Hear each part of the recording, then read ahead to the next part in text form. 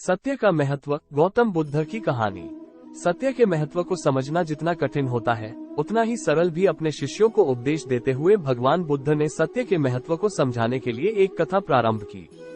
एक ब्राह्मण रात्रि में अपने घर के बाहर बैठा था।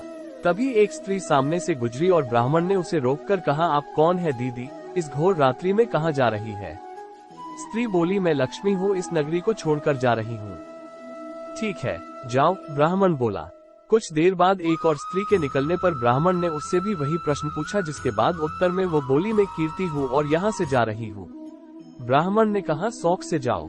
उसके बाद उसने एक पुरुष को आते देखा तो उठकर उसे मार्ग में वही बात पूछी। पुरुष बोला, मैं सत्य हूँ और इस नगर को छोड़कर जा रहा हूँ।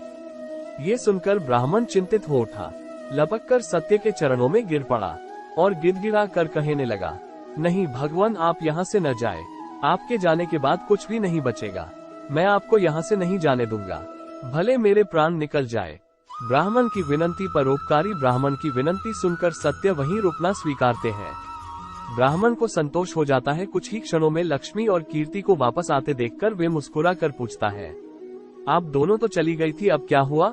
ये सुनकर दोनों बोली, हे ब्राह्मण देव, जहाँ पर सत्य है वहाँ से हम नहीं जा सकते, अब हमें भी यही रहना होगा। भगवान बुद्ध पुनः बोले, श्रेष्ठ जीवन का आधार सत्य है। सत्य के बल पर ईश्वर है। सत्य में ईश्वरीय शक्तियाँ वास करती है। जो व्यक्ति सत्य को धारण करता है वे ईश्वर तुल्य हो जाता है, परंतु सत्य का मार्ग कांटों से भरा है।